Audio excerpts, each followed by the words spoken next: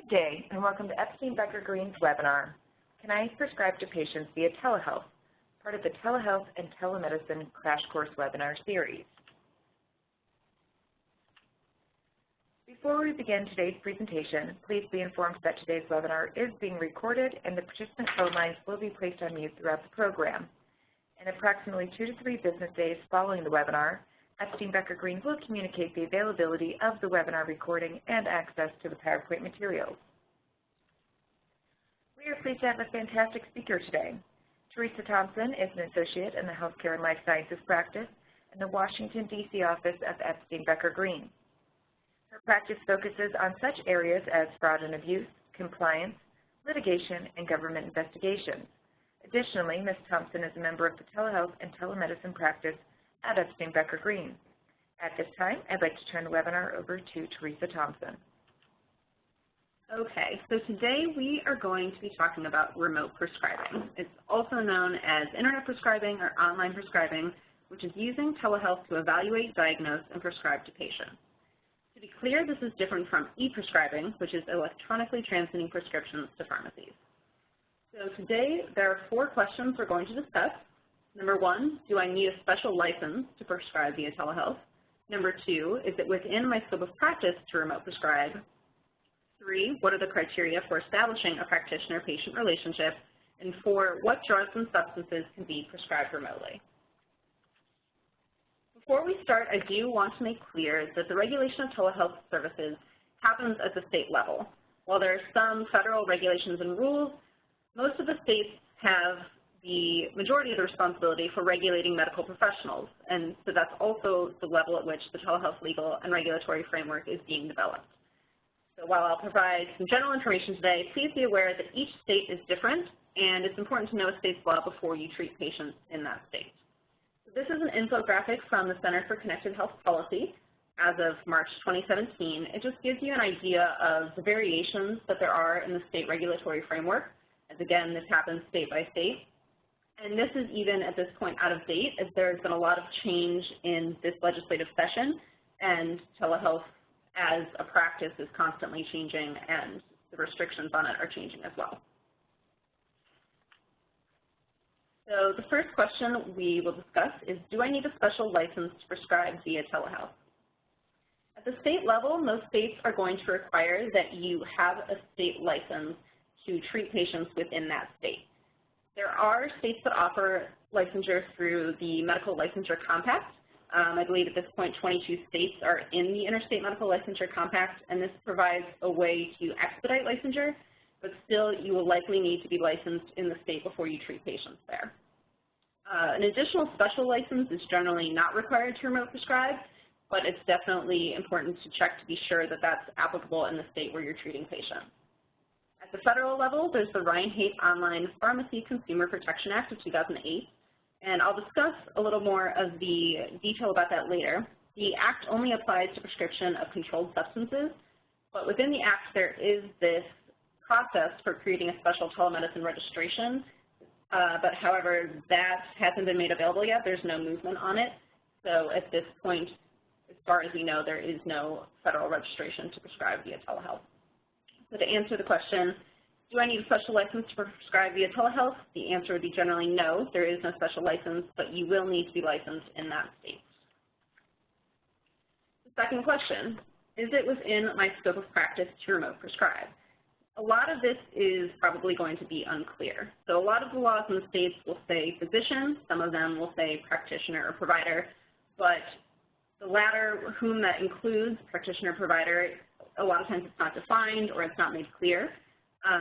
So while, again, the role of contacts can be relatively large here and there's a lot of room for growth, there are, in addition to the Medical Licensure Compact, there's also the Nursing Licensure Compact, which mostly does not at all address prescriptive authority. So while there are 26 states in the Nursing Licensure Compact, a lot of times the prescribing aspect isn't really addressed, and some states either explicitly exclude APRNs from the compact, or it's not made clear that they're actually included, so APRNs aren't necessarily able to get licensure through the compact in different states.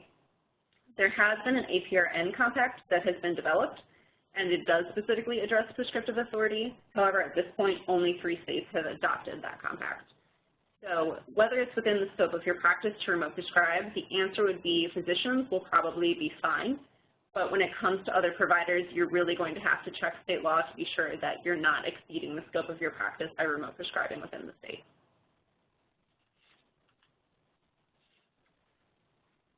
For the third question, what are the criteria for establishing a practitioner-patient relationship? Almost all states are going to require you to establish what they would call a valid or a proper practitioner-patient relationship before prescribing. But what this looks like is going to vary by state. So at this point, after this legislative session, I'm pretty sure Arkansas is the only state that is requiring an in-person physical examination to establish a provider-patient relationship. This means that you have to be in the office with the patient and face-to-face looking them over, doing the evaluation, doing the treatment. There are some states in the middle ground that require a physical examination, but the physical examination isn't defined. So it's unclear whether this means it has to happen face-to-face or whether a physical examination using telehealth modalities is sufficient. So an example is New Jersey, where they require you to perform an appropriate history and physical examination. And lastly, there are a growing number of states that permit establishing the provider-patient relationship through examination by other means, or they explicitly provide the relationship can be established via telehealth. So an example is South Carolina, which states that evaluation need not be in person if the licensee employs technology sufficient to accurately diagnose and treat. And the sufficient to accurately diagnose and treat portion is actually really common language. You'll see that a lot in the regulations of the provider-patient relationship established via telehealth. Some other common requirements for the provider-patient relationship for telehealth. One is that most states are still going to require you to comply with the standard of care, and the standard of care is often determined to be the same standard as if the services were provided in person. And a lot of states will even specify that no higher standard can be imposed. This is often a restriction placed on medical boards that may be more inclined to increase the standard of care for remote prescribing or remote treatment services, but a lot of states will make sure that the standard of care is the same whether via telehealth or in person. Another common requirement is that the provider verify the patient's identity and location before doing any prescribing. You need to be sure that you're prescribing to the person who you think you are. This is particularly common now in the midst of the opioid epidemic. This is a very common requirement to try to combat that. Another requirement or criteria that's often made explicit within telehealth regulation is the technology requirement. So a lot of times, again, the sufficient to accurately evaluate, diagnose, and treat is the standard set for the technology being used. Often it's required to have both an audio and visual component happening at the same time. However, there are states that are more specific about what's required. A lot of times the more specific requirements, you'll find those in Medicaid regulations or Medicaid provider handbooks. For reimbursement of telehealth services, they tend to be more particular about the technology being used for the telehealth services in order to be reimbursed through Medicaid. But almost all states at this point are going to have some sort of restriction on doing a phone interview or some sort of online questionnaire as the sole basis for prescribing.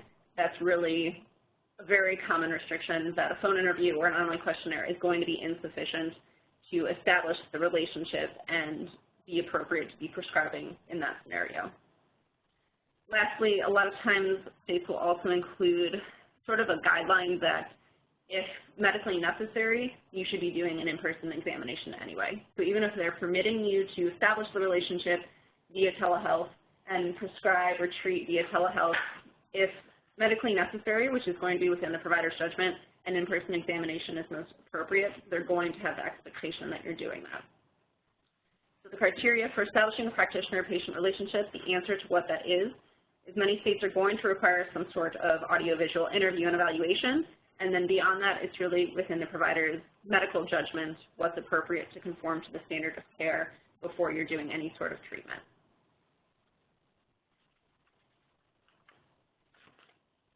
So the fourth and final question, what drugs and substances can be prescribed remotely? Most of this is going to be focused on controlled substances. So state-level restrictions, for example, Alaska has a requirement that you're not allowed to remote prescribe controlled substances without a physical examination. So again, it goes back to the same issue as when establishing the relationship in the first place about what physical examination actually means. There are other places in Alaskan law where it actually specifies a face-to-face physical examination as opposed to just physical examination. So that doesn't necessarily mean that you should take it to mean face-to-face isn't required. A lot of times for these types of things, either look to guidance or handbooks for more information, or honestly, sometimes even reaching out to regulators is going to be necessary to be sure that you're in compliance. Texas more specifically requires a face-to-face or in-person physical exam prior to remote prescribing controlled substances or dangerous drugs, a term which I do believe is defined, but every state is going to define controlled substances and dangerous drugs differently, so it's important to check exactly what that means. As I mentioned earlier, the Ryan-Haight Act prohibits the dispensing of controlled substances, and the restriction on that is that you cannot dispense controlled substances via the internet without a valid prescription. And a valid prescription means it is issued for a legitimate medical purpose, and the physician is required to conduct at least one in-person medical evaluation of a patient before remotely prescribing any controlled substances. So while I mentioned that there's the opportunity for that registration, that hasn't been put into effect yet. So at this point, there is a federal prohibition on prescribing controlled substances via pure telehealth relationship.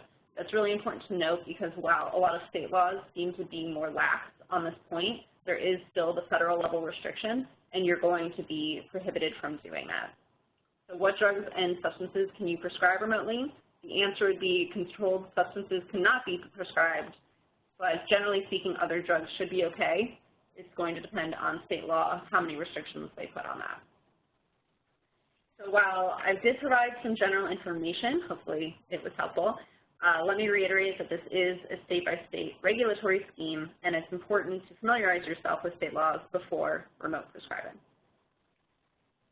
Thank you, Theresa, and thank you to everyone for joining us. This does conclude today's webinar. You're welcome to submit questions directly to Theresa Thompson at tthompson@ebglaw.com or using the phone number displayed. In approximately 2 to 3 business days following the webinar, Epstein Becker Green will communicate the availability of the webinar recording and access to the PowerPoint materials. For additional details regarding Epstein Becker Green events or to watch recordings of previous webinars, visit www.ebglaw.com/events. Thank you.